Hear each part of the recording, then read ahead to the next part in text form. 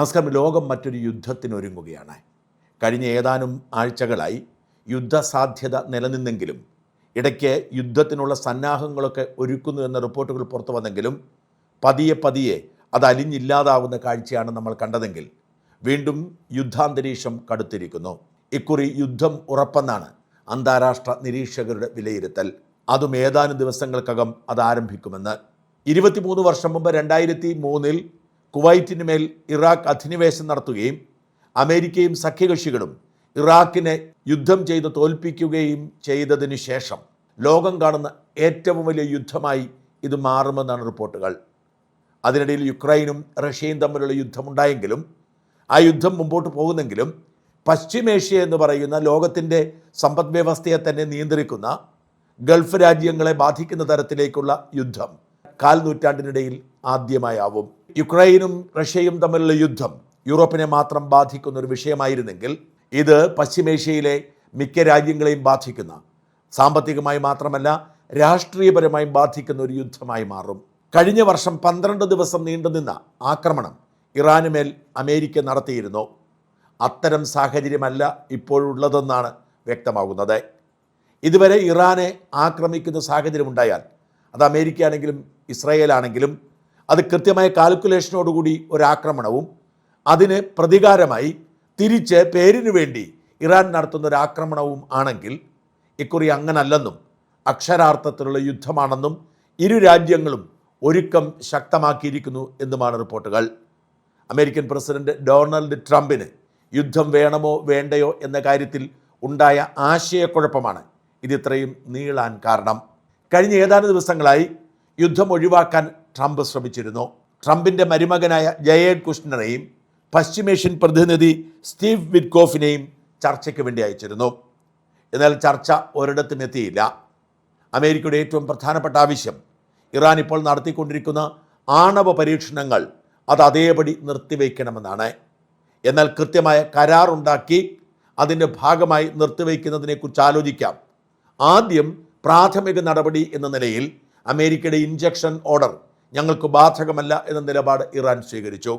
ഈ പശ്ചാത്തലത്തിൽ ട്രംപിൻ്റെ സ്വഭാവമനുസരിച്ച് അപ്പോൾ തന്നെ ആക്രമണം നടത്തേണ്ടതാണ്.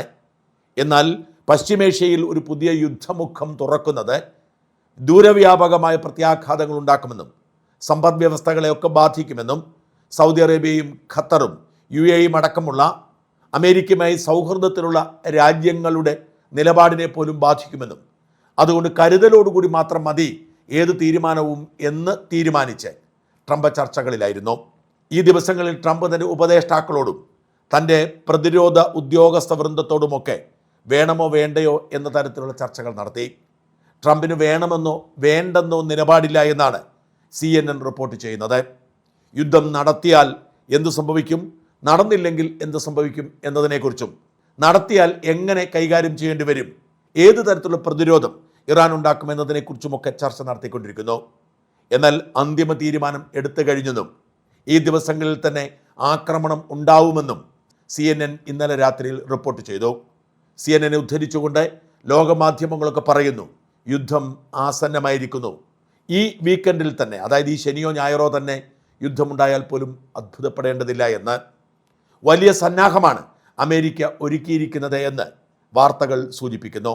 അമേരിക്കയുടെ 2 പടുകൂറ്റൻ വിമാനവാഹിനി കപ്പലുകൾ ഇറാൻ തീരത്തെത്തിക്കഴിഞ്ഞിരിക്കുന്നു. 1 ഡസനിലധികം യുദ്ധക്കപ്പലുകൾ നങ്കൂരമിട്ടിട്ടുണ്ട്.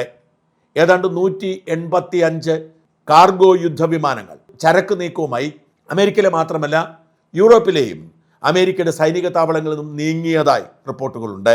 F-35, F-22, F-16 എന്നീ അമേരിക്കയുടെ യുദ്ധവിമാനങ്ങൾ അമേരിക്കയിലെയും യൂറോപ്പിലെയും വ്യോമതാവളങ്ങളിൽ നിന്നും പറന്നുയർന്നതായി റിപ്പോർട്ട് ചെയ്യപ്പെടുന്നു. 85 ഇന്ധനവാഹിനി വിമാനങ്ങളും പറന്നുയർന്നിട്ടുണ്ട്.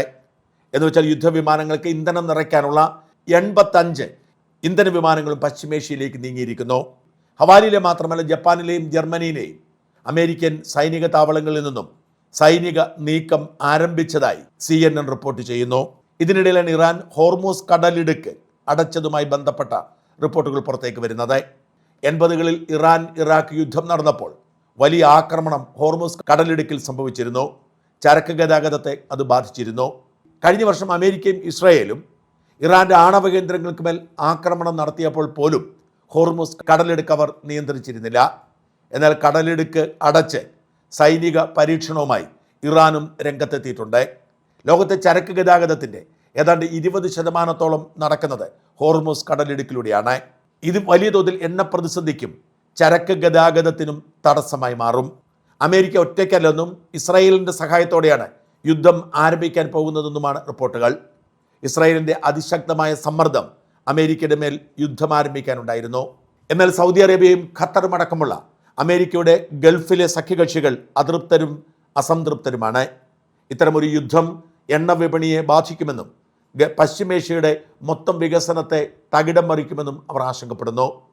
ട്രംപിൻ്റെ ഏറ്റവും വലിയ ആശങ്ക ചൈനയും റഷ്യയും എന്ത് നിലപാടെടുക്കുമെന്നാണ്. യുക്രൈനും റഷ്യയും തമ്മിലുള്ള യുദ്ധം അവസാനിപ്പിക്കാനുള്ള ചർച്ചകൾ ട്രംപ് നടത്തിയതുപോലും ഇറാനെ നേരിടാനായിരുന്നു.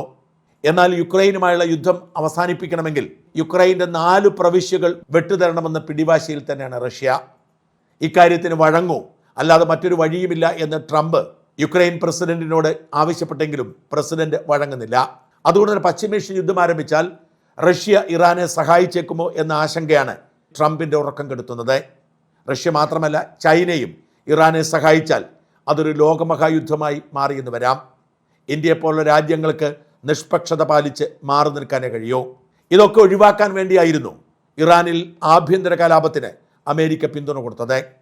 ഇറാനിലെ ഭരണകൂടത്തെ മാറ്റി പുതിയ ഭരണകൂടത്തെ പ്രതിഷ്ഠിക്കാനുള്ള നീക്കമാണ് ട്രംപും ഇസ്രായേലും കഴിഞ്ഞ മാസങ്ങളിൽ നടത്തിക്കൊണ്ടിരുന്നത്. എന്നാൽ അതും വിജയിക്കാതെ വന്നതോടെ യുദ്ധമല്ലാതെ മറ്റൊരു വഴിയുമില്ല എന്ന അവസ്ഥയിലേക്ക് എത്തിയിരിക്കുന്നു. ഏതു നിമിഷവും അമേരിക്ക ഇറാൻ്റെ മേൽ യുദ്ധം പ്രഖ്യാപിക്കുമെന്നും ബോംബ് മഴ വീഴുമെന്നും തന്നെയാണ് അന്താരാഷ്ട്ര മാധ്യമങ്ങൾ ഇപ്പോൾ റിപ്പോർട്ട് ചെയ്യുന്നത്.